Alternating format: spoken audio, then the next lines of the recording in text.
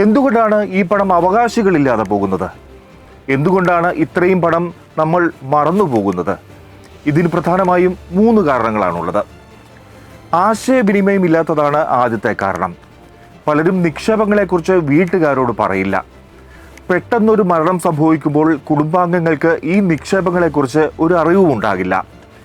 നോമിനികളെ ഉൾപ്പെടുത്താത്തതാണ് മറ്റൊരു കാരണം. പണ്ട് നിക്ഷേപങ്ങൾ തുടങ്ങുമ്പോൾ നോമിനികളെ ചേർക്കുന്നതിൽ നമ്മൾ അത്ര താല്പര്യം കാണിക്കാറില്ലായിരുന്നു. നോമിനി ഇല്ലാത്തതുകൊണ്ട് കുടുംബാംഗങ്ങൾക്ക് പണം കിട്ടാൻ വലിയ നിയമ തടസ്സങ്ങൾ നേരിടേണ്ടി വരുന്നു. KYC വിവരങ്ങൾ അപ്ഡേറ്റ് ചെയ്യാത്തത് വലിയൊരു പിഴവാണ്. പഴയ ബാങ്ക് അക്കൗണ്ടുകളിൽ പഴയ വിലാസമായിരിക്കും. വിലാസമോ ഫോൺ നമ്പറോ മാറുമ്പോൾ ബാങ്കിന് നിങ്ങളെ ബന്ധപ്പെടാൻ സാധിക്കാതെ വരുന്നു. അതുകൊണ്ട് തന്നെ ബാങ്കിൽ നിന്നുള്ള വിവരങ്ങൾ നിങ്ങൾക്ക് ലഭിക്കാതെ പോകുന്നു.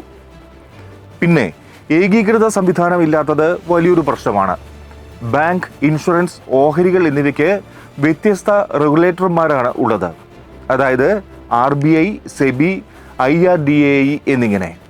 അതുകൊണ്ട് എല്ലാ നിക്ഷേപങ്ങളും ഒരിടത്ത് പരിശോധിക്കാൻ സാധിക്കില്ല.